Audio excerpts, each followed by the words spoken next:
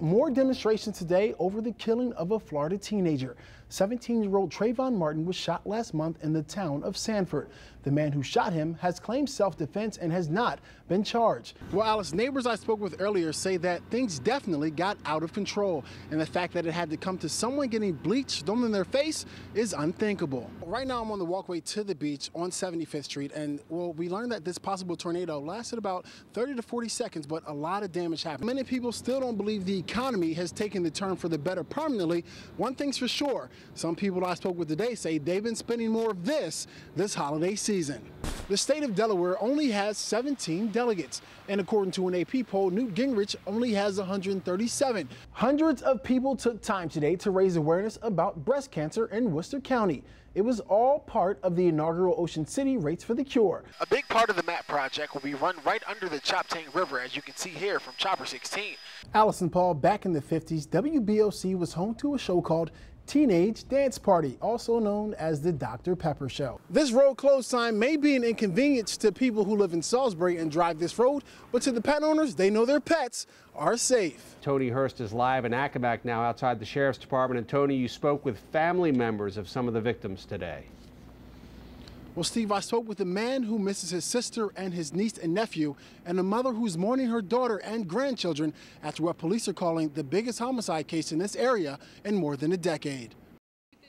These tears of sorrow on Soveda Gonzalez's face are for her daughter and grandchildren, who she believes are the victims of what police are calling a suicide homicide. She don't even know, where her daughter is. So that's the only thing she wants to know. Where is she? The Accomack County Sheriff's Department arrived at this home in Gargotha after a call about a suicide and found 5 bodies when they got here.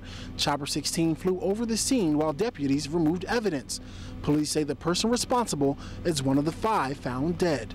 She wasn't expecting this, and she will never wish this will ever happen to no one, and she's really devastated and sad and everything. She just, she's really bad. Right here behind me is a circle of family and friends waiting to find out if what they heard about their loved ones is true. Omar Colón Matias says, regrettably, he's sure 3 of the victims are his sister and niece and nephew. He recalls the last time he saw the 2 children. When he go to my house, we had some fun, and the last time he played football with me and all that stuff. And the little girl, she was a beautiful girl. And I never have a beautiful girl like that. This maintain I have a part of my heart. And no word from police on whether a weapon was used in these 5 deaths, but I spoke with a neighbor and they told me that around the time of that call, they heard gunshots. Reporting live in Accomack County, Tony Hurst, WBOC News. And Denrex says people planted the grass from Bowers Beach down to Dewey Beach today.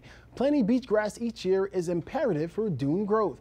That's why most beaches prohibit people from crossing dunes in all but designated areas. And hundreds of volunteers planted 1,000 trees in Talbot County. It's meant to help the threatened Delmarva fox squirrel pictured here on your screen. Volunteers planted the trees on a 5-acre tract of land on Y Heights Road in Easton.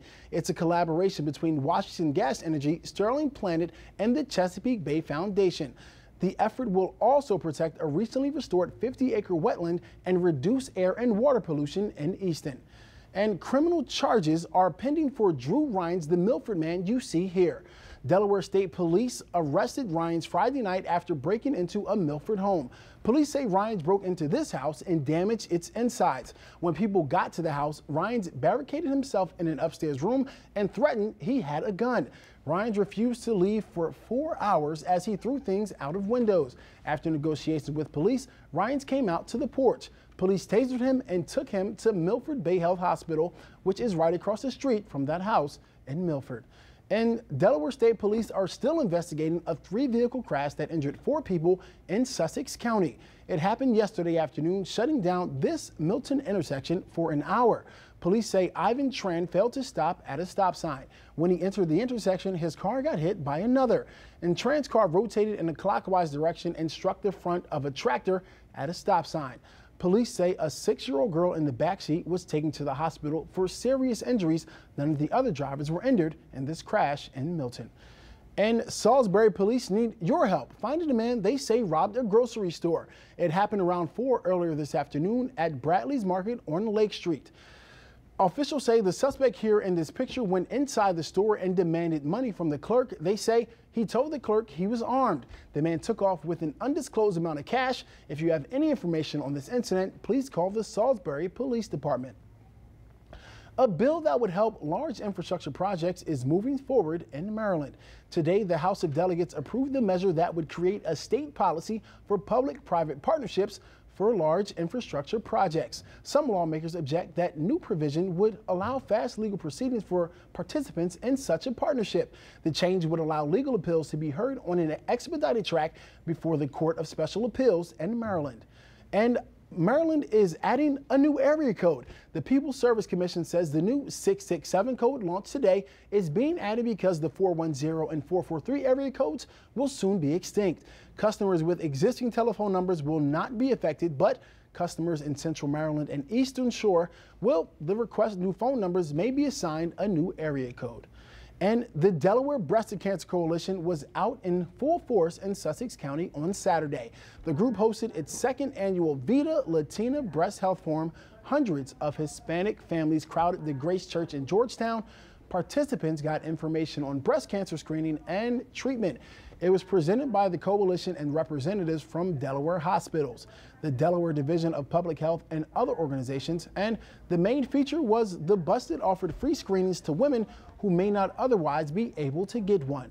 Organizers say about 300 people came out to the event to get educated.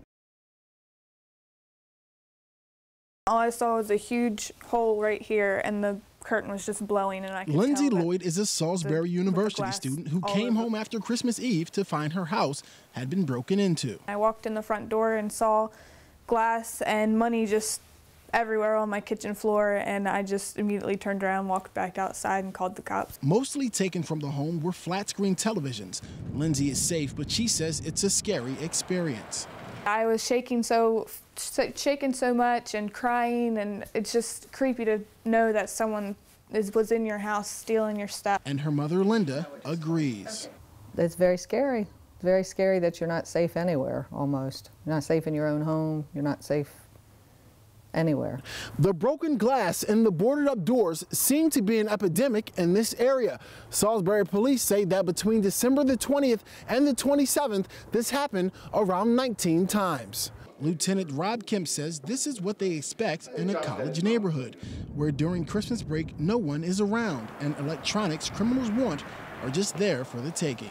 We usually expect a fair number of burglaries this time of the year, because this is the area that is particularly inhabited by college students. And Lindsay says the number is shocking, but she still can't believe it happened to her.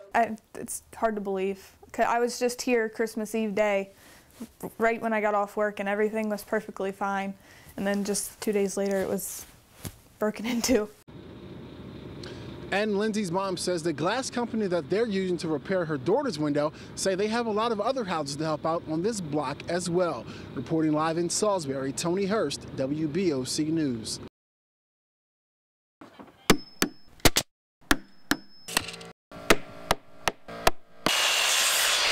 This may not sound like the jingle bells you normally hear this time of year, but to Robert Ortiz, it couldn't sound any better.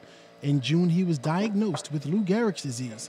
He knew he'd eventually need a wheelchair ramp. My legs are getting weaker, tend to fall. And I had my neighbor works with a company that's building the ramp. Robert, his wife Amy, and his children had nowhere to turn. The ramp was too expensive. So Tyler Building Company decided it would donate the ramp for Robert. It's touching. It really is. I mean, here's a 19-year-old boy, young man that it's always been helpful to me. This ramp started coming together because of the thoughtfulness of a friend. And now Mr. Ortiz will have a gift that he can't fit under his Christmas tree. Will Skeeter is that friend. He's been Robert's neighbor more than 10 years. I almost view him as if he was a dad. Like, if I ever needed anything, I'd just come over here, spend countless hours with him. So he's a pretty important guy to me. And Will Tyler says his company normally doesn't have projects they do for free, but there's plenty of compensation for this ramp. Just to see the look on his face is rewarding. I mean, he gets a little choked up kind of just when he says thank you and all.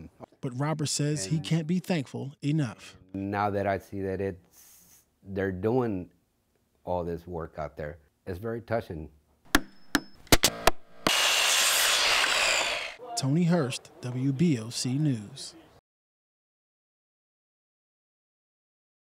Well, we would all love to open our Christmas gifts a little bit early, and this is one of those times when it's acceptable. Alasia Tiller may have one of the best gifts she's ever received.